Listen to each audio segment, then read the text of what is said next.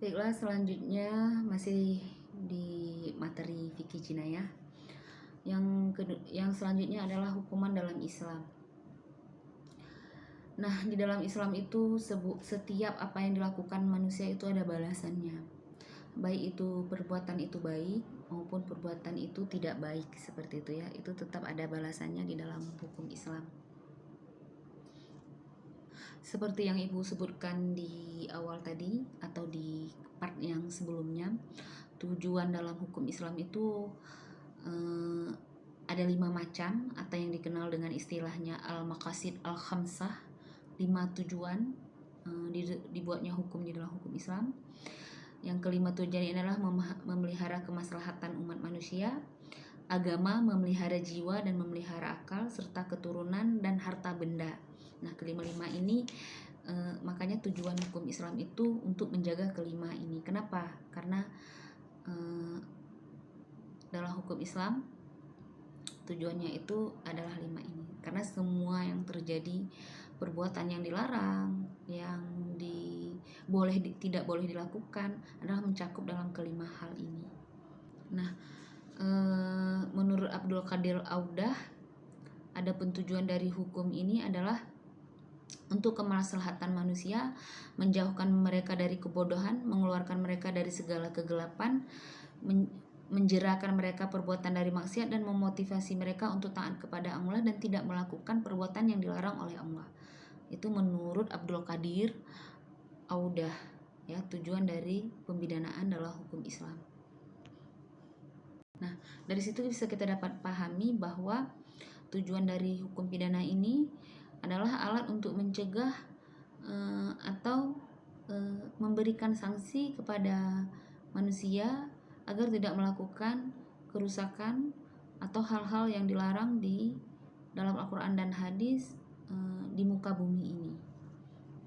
Nah, selanjutnya akan kita bahas tujuan dari pempidanaan di dalam hukum Islam atau tujuan memberikan pidana kepada orang yang melakukan kejahatan tindakan kriminal. Yang pertama itu ada pembalasan atau disebut dengan al-jaza. Nah, pembalasan yang dimaksud di sini adalah adanya sanksi yang setimpal terhadap kesengajaan yang dilakukan atau adanya sanksi yang setimpal apabila itu bukan sengajaan. Jadi pembalasan di sini bukan, memang nanti kita akan melihat salah satu bentuk sanksi hukuman itu misalnya mata, dibalas mata di dalam Al-Quran. Jadi di sini adalah biar sama-sama di dalam hukum Islam itu misalnya orang memukul maka balasannya pukul, seperti itu. Itu adalah salah satu tujuannya ya. Kenapa Bu harus dibalas lagi? Tapi ingat ya, di dalam hukum Islam tadi adanya juga pemaafan dari korban, seperti itu. Kemudian yang kedua adanya pencegahan. Nah, dibuatkannya sanksi hukum itu bukan berarti orang yang melakukan itu dihukum sedemikian rupa, tapi bisa melakukan pencegahan. Adanya sanksi, adanya dibuatnya hukuman maka orang akan tahu nanti bahwa melakukan ini sanksinya seperti ini. Nah, itu akan menjadi sebuah pencegahan bagi orang yang akan melakukan tindak pidana jarimah. Misalnya kita, kenapa orang di muka bumi ini tidak membunuh, padahal keinginan membunuh itu ada pada diri manusia, tapi tidak. Kenapa? Karena ada hukum yang sudah melarangnya. Itu disebut dengan pencegahan.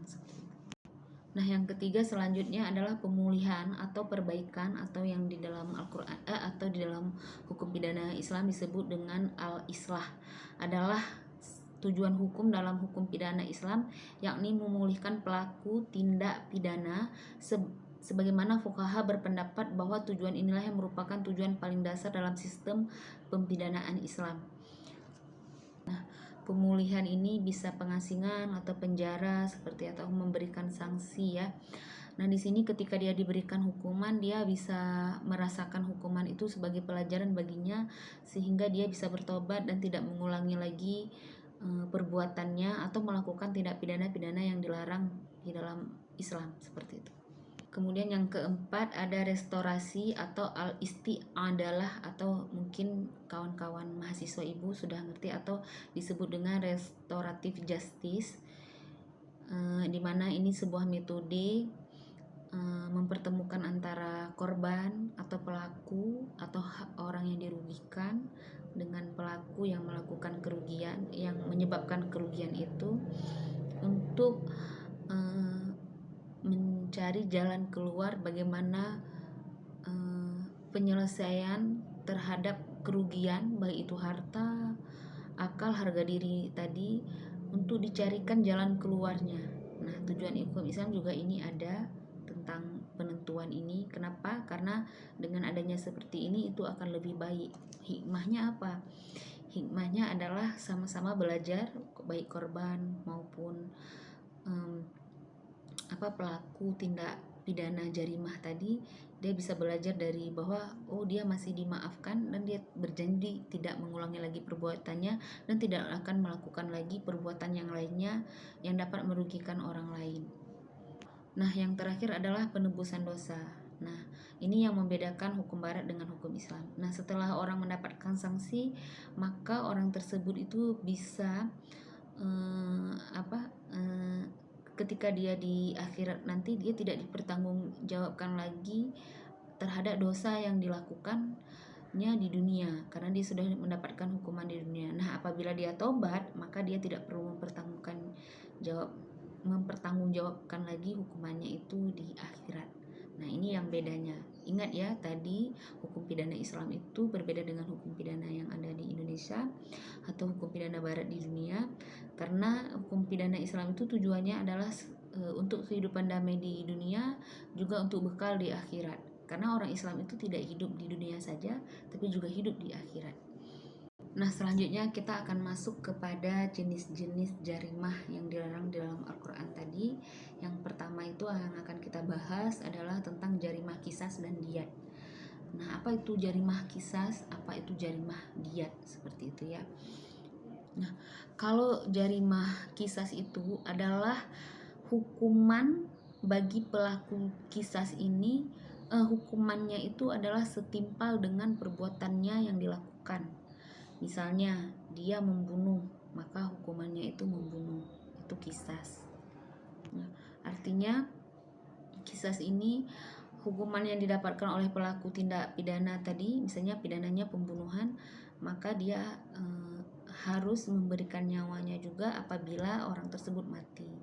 Nah, apabila dia memukul mengenai mata, maka dia hukuman yang diberikan kepada dia juga akan dibalaskan mengenai matanya, seperti itu, yang setimpal dengan perbuatan yang dilakukannya. Nah, pelaksanaan hukuman qisas ini biasanya dilakukan bagi pembunuhan yang sengaja, maka sanksinya itu ada 3, hukuman pokok, hukuman pengganti, dan hukuman tambahan. Atau secara global, pembunuhan dengan sengaja wajib terkena 3 perkara, yaitu dosa besar ya, yang berimplikasi kepada akhiratnya nanti. Kemudian dikisas karena ada ayatnya kisas. Kemudian kalau dia membunuh maka dilakukan pembunuhan. Kemudian terhalang menerima warisan karena ada hadis, bagi orang yang membunuh pewarisnya maka dia tidak bisa mewarisi hartanya, karena dia ada yang menghalanginya mendapat warisan itu, karena dia telah membunuh orang yang memberikan warisan kepadanya. Kemudian yang kedua, pembunuhan itu ada 2, ada yang sengaja, yang ada 3 ya. Ada yang sengaja, mirip disengaja. Misalnya kita bercanda-canda dengan pisau, misalnya berperang-perang, itu kan mirip dengan sengaja. Bahwa pisau itu kalau kita melakukan bermain perang-perang itu kan akan menyebabkan kecelakaan dan bisa terjadi pembunuhan, itu mirip sengaja. Sudah tahu itu berbahaya tapi dilakukan, seperti itu ya. Atau bercanda dengan itu mirip sengaja. Dan ada pembunuhan yang tidak sengaja, yang memang tidak disengaja dilakukan, misalnya ketabrak atau tidak sengaja atau beruntun sehingga menyebabkan kematian atau kecelakaan dan lain sebagainya. Kemudian selanjutnya terhapusnya hukuman bagi pelaku qisas ya, bagi pelaku tindak jarimah qisas. Nah, apakah bisa terhapus hukuman? Bisa, di dalam hukum Islam, dalam hukum pidana Islam. Yang pertama itu hilangnya tempat atau bagian yang dikisaskan. Kemudian yang kedua, pemaafan atau permohonan maaf dan dimaafkan oleh korban ataupun ahli warisnya. Kemudian perdamaian atau mewariskan hak kisas, atau misalnya